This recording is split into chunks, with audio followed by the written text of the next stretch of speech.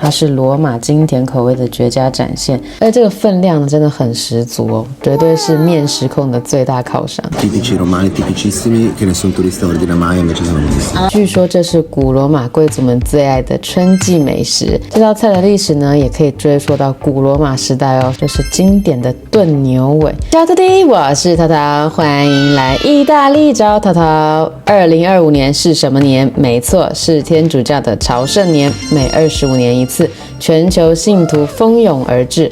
意大利罗马城市里有一个小国家梵蒂冈，是信仰的中心。然而，在朝圣的路上，不仅只有心灵的满足，还有味蕾上的满足。上次已经带大家去吃梵蒂冈必吃小吃，还没有看过的朋友记得点上方小卡片哦。这次我们就来带大家去吃罗马人才知道的正宗餐厅，你绝对不能错过这些道地的罗马味道。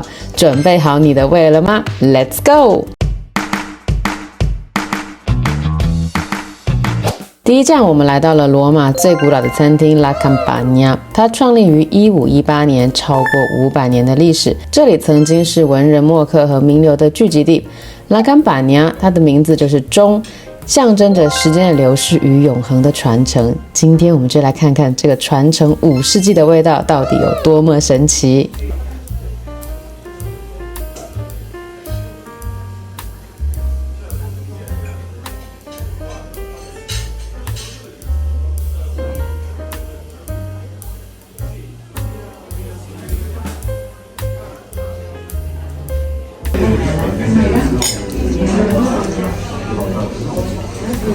这道 carciofo alla romana 是罗马经典的朝鲜季料理，与油炸版的 carciofo alla Giudia 不同。这道菜是用橄榄油、香草和柠檬炖煮而成。据说这是古罗马贵族们最爱的春季美食，因为炖煮的方式呢，能将朝鲜季的香气和甘甜完全释放。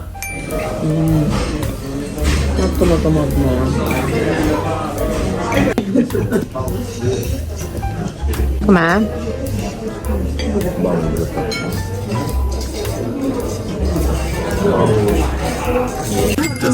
？Cos'è questo? Pasta, tagliolini, alici e pecorini. Ah, proprio combinazione che non mi piace per niente. Perché? C'è Alice.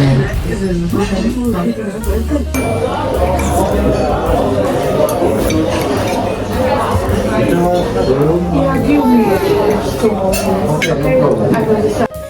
我个人其实是不喜欢吃鲫鱼的，但是它用鲫鱼非常的新鲜，所以其实完全吃起来没有鱼腥味。然后它的那个酱非常浓密，非常的好吃。Tagliolini alici e pecorino， 它是罗马经典口味的绝佳展现。新鲜的鲫鱼搭配 pecorino 起司和手工面，咸香浓郁，层次丰富。这道菜的灵感来自于沿海渔村，鲫鱼是当地重要的蛋白质来源，而 pecorino 它是罗马牧场的骄傲。两者结合以后呢，就成了无数人心中的最爱。这个呢是 petto di vitello alla fornara， 烤小牛胸肉，以罗马传统的方式烹饪而成，使用迷迭香、大蒜和白酒调味，整道菜散发出了浓郁的草本香气。据说这道菜的灵感是来自于罗马的烘焙文化，因此取名为烘焙者的小牛胸肉。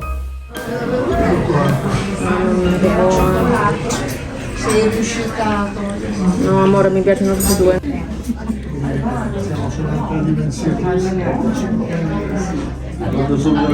再来呢，我们看看这道菜是 Animella di Abbacchio 羊小肠料理。我跟你说，不要觉得这个名字听起来很恶心。内脏料理在罗马菜中有非常重要的地位，而且这道菜呢非常的特别，因为它选择的是用年轻羊的胸腺的部分，搭配柠檬和香草调味，它吃起来口感非常的柔滑，香气非常的浓郁，完全没有腥味。如果你不敢吃内脏料理的人，相信我，这道菜是完全没有内脏的味道，吃起来软软绵绵的，非常好吃。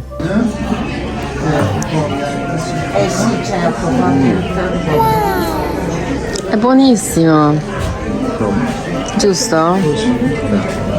Non questo è il tuo, È mio? No, metà, metà.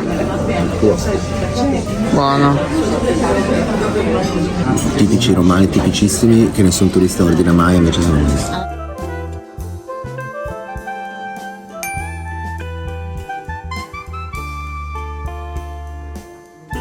接下来压轴甜点的是这家餐厅的特色哦 ，torta di mele calda con gelato， 暖苹果派配香草冰淇淋，有没有？热冷的配在一起，哇塞！据说这道甜点的灵感来自于罗马的乡村，当地的农夫将多余的苹果制成派，搭配冰凉的奶油，现在呢变成是 gelato， 常常是家庭聚会的压轴甜点哦。那种很温热的饼皮配上那种冰凉的冰淇淋配在一起，真的是那种，这就是幸福的味道啊！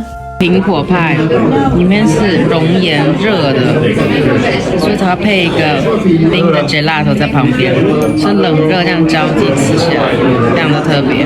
接下来我们来到 Trastevere 区的 Miraggio 餐厅。Trastevere 区特拉斯提弗列区，淘淘已经介绍过非常多次喽，它就是罗马的夜生活的心脏地带。还没有看过淘淘罗马3日游的旅游攻略的朋友，记得点上方小卡片哦。这里呢是一家家庭经营的餐厅，自1955年以来就是以道地的罗马菜闻名。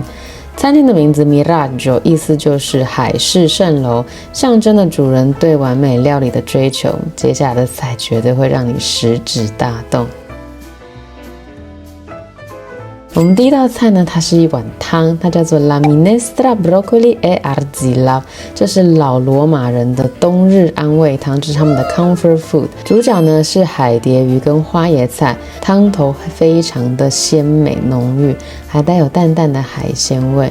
这汤的历史可以追溯到中世纪哦，这是一个非常古早的古早味哦。当时罗马人将新鲜捕获的鱼跟当季蔬菜煮成一道简单却又营养丰富的汤品。又是一道经典的罗马面食 Bucatini a cacio e pepe。这道经典的菜呢，它是考验了厨师的功力，浓郁的 pecorino 起司与现磨的黑胡椒完美融合，其实是不容易的哦，因为你要让它完全的包裹在粗面条上面。那这次呢，这家很特别，它使用的面条是 Bucatini， 口感又更加的 Q 弹，它吸附汤汁的功力呢又更是一流。我觉得 Bucatini 它吃起来跟我们台湾那种手擀面非常像，所以我很喜欢这种面条的设计，是为了让酱汁流进面条的空心部分。Buchi 在意大利文的意思就是有洞的意思，这个面它的中心其实是空的，它可以带来更多层次的口感，整个汤汁都包裹的这个面，而且这个分量呢真的很十足哦，绝对是面食控的最大靠山。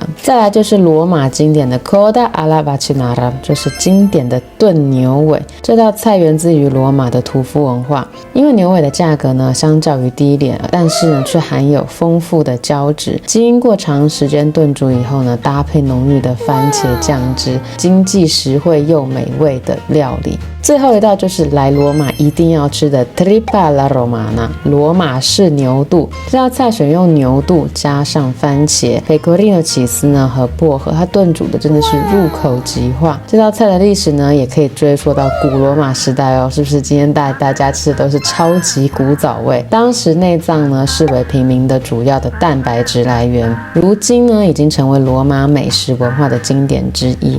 不知道大家这样吃下来有没有发现，罗马人很爱吃内脏，其实跟我们台湾蛮相像的，大家不觉得吗？好啦，今天的罗马美食朝圣之旅就到这边结束啦，大家是不是已经口水直流了呢？拉坎巴尼亚的百年传承跟米拉酒的家常经典，这些都藏着罗马的美食灵魂。大家最想吃哪一道菜呢？欢迎在评论区跟淘淘分享哦。如果你想要来感受真正的罗马美食文化，别忘了来这些地方一探究竟哦。如果你喜欢淘淘的影片的话，记得按赞、订阅并开启小铃铛哦。淘淘带你看更多的台艺大不同。Ciao, a presto!